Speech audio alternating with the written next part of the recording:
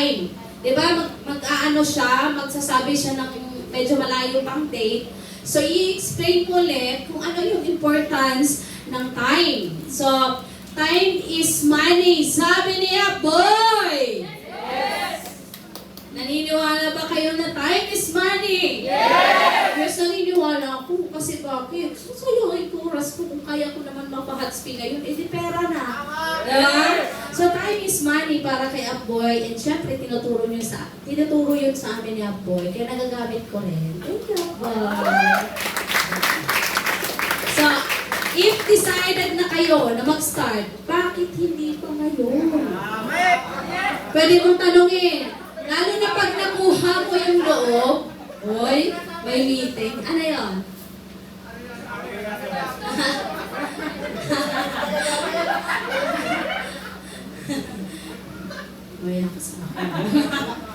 So, yun. So, if decided naman po pala kayo, mami, minsan tinatanong talaga namin ni Apboy, tawa yung sinasabi ko, kailan niyo po sisimulan? Ngayon po ay mamaya o ngayon? Yahoo! Kaya po nagkakaroon din po kami ng Hatspi kasi nagagamit po namin yung mga bullet board na yan. So, pwede niyo mo gamitin. Okay? Lalo na pag nakuha mo yung loob at napatawa mo yung tao, ay, remati ka. Di ba? So, yun. Possible mind setting ng sa time. Baka yung naiisip mong prospect, pwede mong isabihin sa kanya, Ma, Daddy, o Tita, Ate, baka yung naiisip mong prospect, baka tawag ito, baka yung naisip mong prospect mo ay prospect na ng ibang tao. Okay? At yan yung kahalaga ng time at baka yung prospect ay makuha na ng iba. Diba? Meron po yung nangyayaring ganoon. Kakilala mo, tapos yun pala na prospect na ng kakilala mo din. Sayang, diba? So yun yung pwede mong i-explain sa kanila. Okay? Kung gusto natin maagang umani, mas maganda, maaga din tayo magtanim. Pwede yung bullet word po yan. And mas maaga tayong tumakbo, mas maaga din tayo. Yes. Diba? Sabi ko nga lagi sa mga haber ko, bakit ipapabukas mo po kung kaya mo man lang gawin ngayon? Diba? Sino yung pinagsabihan ko na? Si Regine. Bakit di mamaya pa kaya mo namang gawin ngayon? Wala ka namang ginagawa. Tama? Parang Ayan. So next, Ayan. So additional ko lang siya. So kailangan kasi to, connect to the clients. Kailangan mo kumonek sa kliyente mo. Hindi pa pwedeng basta-basta ka lang mag-present, basta ka lang na ganito, ganyan. So, kailangan mo siyang maramdaman at kailangan din maramdaman ka ng kliyente mo. Okay? So, papaano? Actually, earn their trust is napaka-importante yan. Kailangan maramdaman ng kliyente mo na dapat nga kangabang pagkatiwalaan. Tama? So, it's actually treat them as your family, not only business partners. Bakit mo ganyan ang ulo ko? Not only a business partners. Ginagawa po ba? Baka gusto, meron gumagawang ganyan, huwag niyong i-ano siya, ipa-feel sa kanila na iisa lang kayo, family niyo siya, gano'n. Mas masarap na gano'n yung ano, kasi nakakabit ka ng ng trust sa kanila. Okay po? So, identify their offers, right offers, actually, bakit ganyan yung Identify the right offers and identify that is best suited to the needs of your clients. Minsan po kasi, hindi rin nila kailangan yung products, gusto talaga nilang kumita ng mas malaki, eh doon mo sila doon ka naka-focus. And then kung kailangan din ng pamilya nila yung products, eh di pwede mong i-explain din yung products. O, di ba? So yun, alamin mo yung reason bakit nag-how yung client at bakit gusto niya mag-add ng income while working abroad. Actually, ito yung isa sa unang-unang ginagawa ko din na tinatanong ko kung ano yung pinaka-main reason. Yan, nag-screenshot ako ng isa ko pong Hatspi din po talaga yan na 31 accounts po. Yan, last week lang po yan. So, from Japan. And yun yung sinabi niya sa akin na actually, meron siyang restaurant.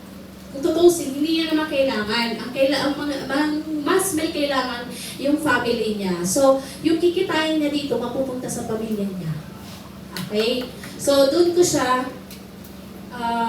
heart to heart. Heart to heart. Doon ko na siya kinausap na ganito, bakit kailangan mo siyang gawin. So, yun, dapat alam niyo po talaga yung kung ano, yung mag-connect kayo talaga sa kliyente niyo. Hindi ba basta na nakausap mo lang, tama ng kausap sa'yo? No. Okay? So, clear po tayo?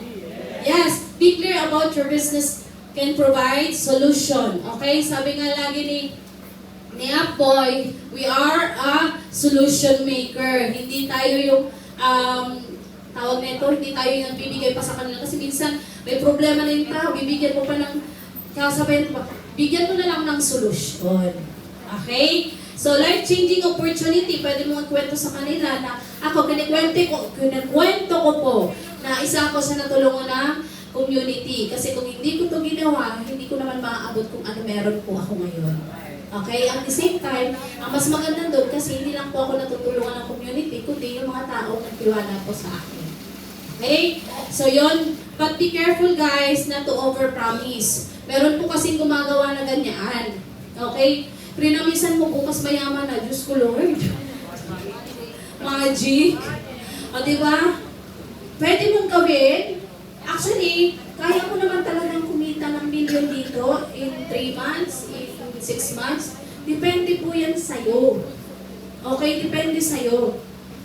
Kung sabi nga ni Apoy, kung gusto mo magkaroon ng mas mabilis na resulta, aralin mo siya ng mas mabilis. Okay? Huwag po tayo ma-attach sa kikitain agad. Ma-attach po tayo na mas ma-improve, aralin yung negosyo.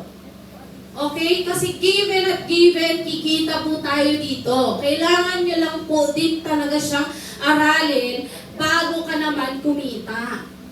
Okay po? Kahit sa empleyado ka. Oh, kita muna bago trabaho. Walang ganon. Tama? So kung gusto mo kumita ng mas mabilis, hindi aralin mo ng mas mabilis. Okay? So ngayon, we are a solution maker and hashtag malasakit po yung isa sa bullet word na ginagamit namin sa mga kliyente. Hashtag malasakit talaga nagagamit po namin. So actually, nilagay ko dyan, meron po ako nakausap. Okay, sample, may nakausap po ako na, ay, ang gaganda naman ng mga videos na sinesend po sa akin na nakaka-encourage. Kinorek ko siya. Okay na po ba kami na i-correct kita? It's actually, we are not encouraging people. We are educating people and sharing this kind of opportunity na pwede magpabago sa buhay ng bawat isa. Okay? So, pwede niyong i-clear po yun. Kasi meron pong ganun yung mindset ng tao. Nakaka-encourage naman yung ganito. Kaya nga po ako, hotspin po yun si Mami from Japan.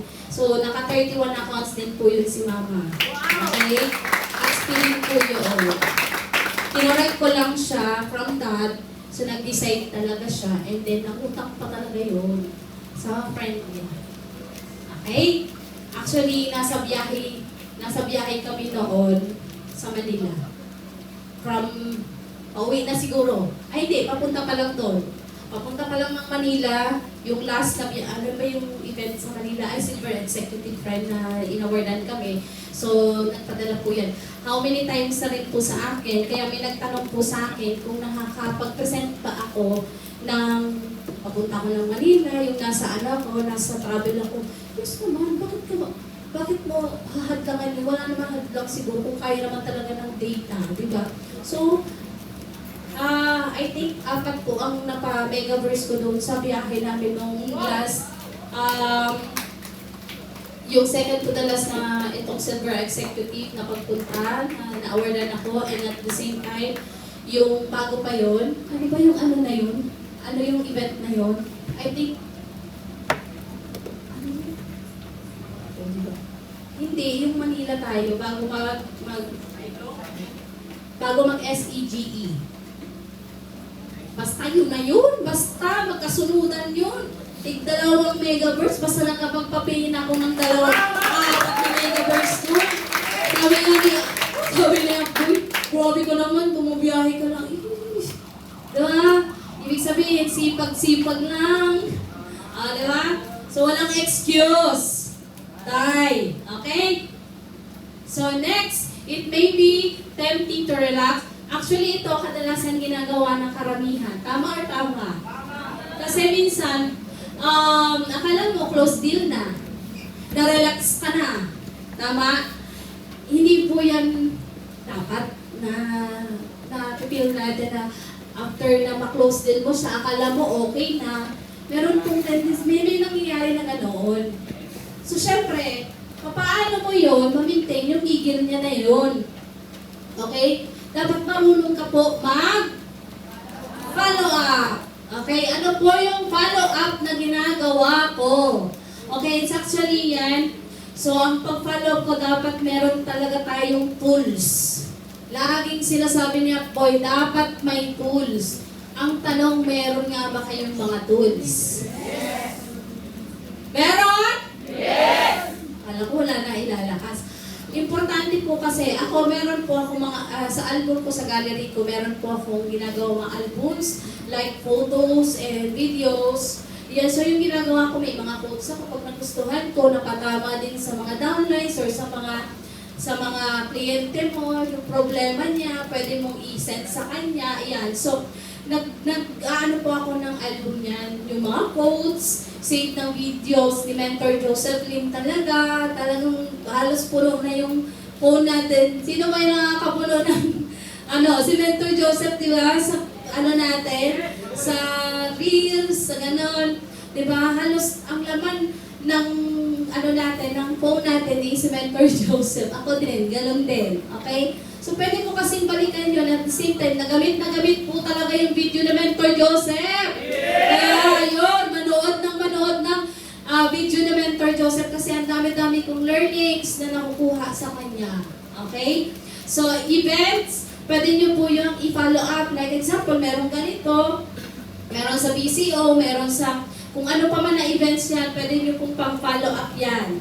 Okay po? Si Apoy din po, nakapagpapain nung time na inawardan siya ng MC siya. Nakapagpapain din po siya na sobrang live. I think 3 months niya yung presentahan. After 3 months nag-join. Nung naging MC lang siya. Yun. So, pwede nyo pong pang-follow up po yun. Okay? So maganda rin po kasi talagang sumasama tayo sa mga event. Kasi ano naman yung gagamitin mong tools kung ikaw mismo wala kang sa event. Di ba?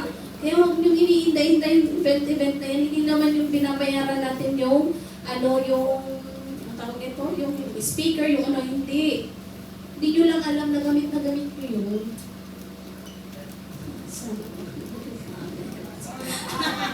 Gamit na gamit. Tama eh! Gamit na gamit.